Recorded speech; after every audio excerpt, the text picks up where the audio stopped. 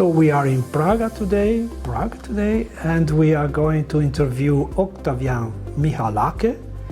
Octavian had a PhD in food safety in Romania, that is actually his original country. And then he moved to Italy, particularly to Parma. And in the University of Parma, he started working with Professoressa Chiara Dell'Asta, quite famous all over the world already in the area of mycotoxin studies. So we knew that Octavian already did a lot of work in this area of mycotoxin contamination, and we know now that he made in the last couple of years about interesting studies, particularly about the contamination of plant-based meat substitute. Well, plant-based, yes. And so we want to know, Octavian, what about the result of such study?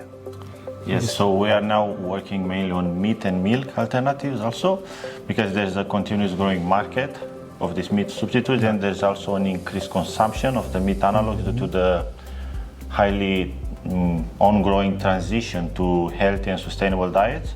So we wanted to check also if the shift in diets comes with a shift in exposure, and we focused, since they are plant-based, we focused on natural toxins such as mycotoxins.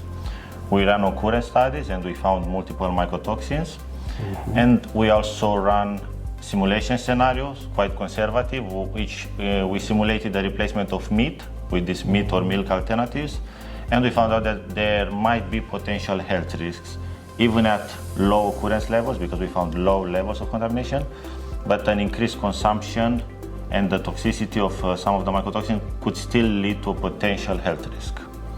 Yeah, because actually, you know, when the flexitarian moved from maybe chicken or bovine meat to some plant-based, they still eat pasta.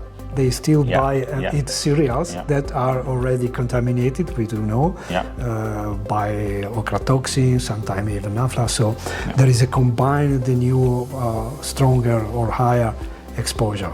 And what about the future development of this study, considering that I understood you found something quite interesting? Yeah, so besides the natural toxins right now, mycotoxins, we'll also look into other natural toxins such as pyrolysis and alkaloids. And then we'll also look into the benefits. And at the end, we want to provide the risk-benefit assessment. And we also want to help policymakers and European agencies such as the European Food Safety Authority to update their regulatory framework and the risk assessment framework to try to provide more accurate exposure scenarios in the future and to reveal if there are also actually health risk or not to do these transitions to healthy and sustainable diets.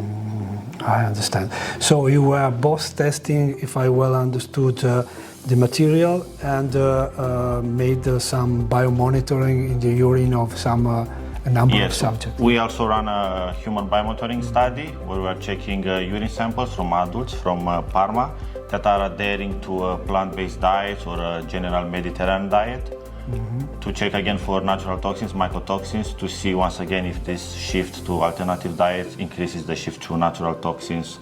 The overall aim is to support the transition to healthy and sustainable diets, but also to have a safe transition. Correct. Okay, Octavian, thank you very much. Thank you, Hans.